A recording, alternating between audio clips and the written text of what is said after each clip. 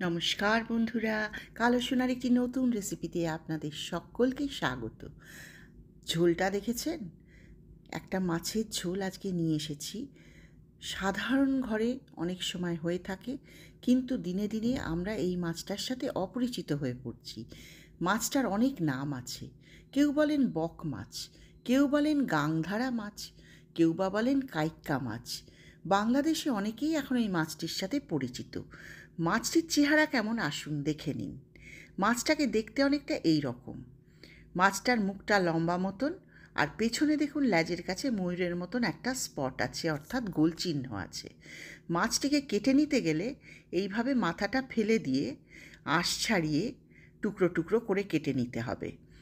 আমি মাছগুলোকে কাটা আলাদা করে দেখিয়েছি, কারণ আজকালকার মেয়েরা বা বাড়ির বউয়েরা সাধারণত গাংদারা মাছ বা বক মাছ বা কাইক্কা মাছের সাথে খুব একটা পরিচিত নন।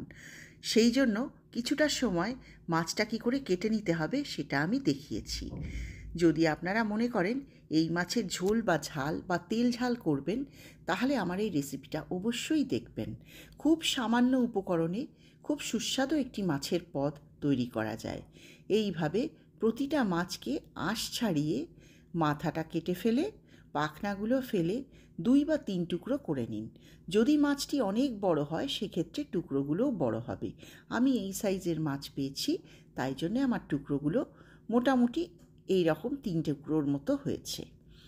এক এক করে প্রতিটা মাছ দেখুন আমি কেটে নিচ্ছি।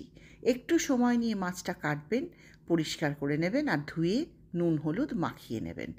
তারপরে হচ্ছে রান্না। এই রকম দেখতে হয়েছে কাটার পর। আমি নুন আর হলুদ মাখিয়ে মাছটাকে একটুখানি নেড়ে চেড়ে নিচ্ছি। যেমন অন্য মাছ রান্নার আগে করেন ঠিক তেমনই। আমরা এই সর্ষে বাটা দিয়ে তেল ঝাল করব। দেখুন কি কি লাগছে: সামান্য পেঁয়াজ কুচি, টমেটো, লঙ্কার 5 ফোড়ন, সাদা সর্ষে নিয়েছি, কালো সর্ষেও নিতে পারেন। কাঁচা লঙ্কা দিয়ে এই সাদা সর্ষে আমি একটু সামান্য জল দিয়ে বেটে নিচ্ছি। আমরা সর্ষে বাটা দিয়েই ঝোলটা করব, সেই জন্য হালকা হাতে সর্ষেটা বেটে নেব। কাঁচা লঙ্কার সাথে সর্ষেটা বেটে নিলে আর স্বাদটারও বেশি লাগে।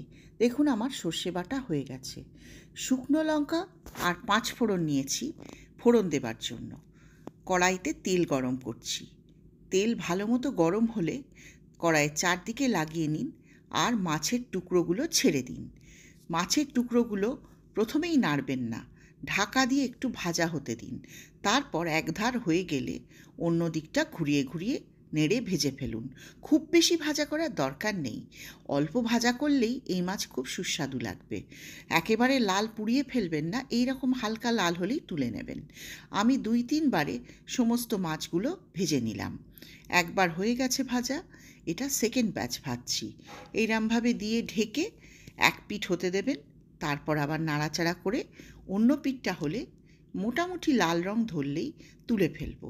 কড়া করে বেশি ভাজলে মাছটা শক্ত হয়ে যাবে। এই দেখুন এটাও মোটামুটি ভাজা আমার হয়ে এসেছে। হালকা হাতে নাড়বেন, খুব বেশি খোঁচাখুচি করবেন না, তাহলে কিন্তু মাছটা ভেঙে যেতে পারে। আমি এক পিঠ উল্টে দিচ্ছি আর এইবার হয়ে গেছে, সবগুলো তুলে নিলাম। ব্যাচ করে করে মাছের টুকরোগুলো ভেজে নেবেন। ভাজা মাছ তুলে নিচ্ছি, যা তেল আছে তাতেই আমার রান্না হয়ে যাবে। দিয়ে দিলাম শুকনো লঙ্কা আর 5 ফোড়ন দিয়ে ফোড়ন। বেশ 30 সেকেন্ড মতো নেড়ে চেড়ে ভেজে নিন। তার মধ্যেই দিয়ে দিন একটা ছোট পেঁয়াজ কুচো করে রাখা।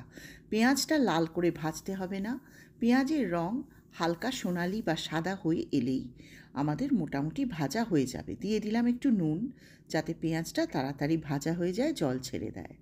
আর এর মধ্যে কুচি করা একটা টমেটো। উপকরণ খুব সামান্য, 5 ফোড়ন শুকনো লঙ্কা দিয়ে ফোড়ন দিয়ে পেঁয়াজ আর টমেটো ভাজা। এইটা ভালো করে ঢাকা দিয়ে ভেজে নেব যতক্ষণ না মশলাটা বেশ মিশে যায় একসাথে। দেখুন টমেটোগুলো গলে গলে এসেছে নুন দেবার ফলে। এইবার তার মধ্যে দিয়ে দিচ্ছি সর্ষে বাটাটা। সাদা সর্ষে বাটা দেবার জন্য রঙটা এই রকম লাগছে। দিয়ে সর্ষে বাটার কাঁচা ভাবটা যাতে না থাকে তার জন্য বেশ ভালো করে নেড়ে নেব। দেখুন নাড়াচাড়া নাড়াচাড়া করে নিচ্ছি সর্ষে বাটাটাকে। এইবার এর মধ্যে যাতে মশলা পুড়ে না যায় তার জন্য সামান্য একটু জল দিতে হবে, খুব বেশি না, মশলাটা ভাজা করার জন্য যেটুকু দরকার। দেখুন জল দিয়ে আবার মশলাটা ফুটে উঠতে দিয়েছি, মানে মশলাটা বেশ ভালো ভাজা ভাজা হয়ে যাবে। আবার দিয়ে দিচ্ছি হলুদ স্বাদ মতন আর কাঁচা লঙ্কা 3টে চেরা। আগেই কাঁচা লঙ্কা ফোড়নে দেবেন না, তাহলে পুড়ে যাবে। রঙটা কেমন হয়েছে দেখেছেন তো? ঝোলটা দেখতে যেমন, খেতেও ঠিক ততটাই সুস্বাদু। এইবার আরেকটু জল দিয়ে ঝোলটাকে ফুটে উঠতে দিন। দেখুন ঝোলটা ফুটে উঠেছে।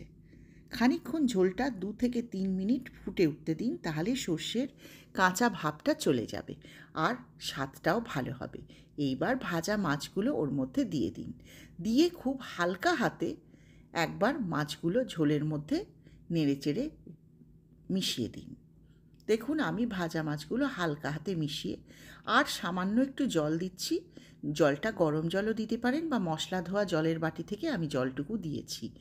এইবার ভালো করে ফুটে উঠতে দিন ঝোলটাকে। দেখুন দেখতে কি দারুণ হয়েছে। আমার রান্না শেষ হয়ে এসেছে। নামানোর আগে দিয়ে দিন আর্ধেকটা পাতিলেবুর রস।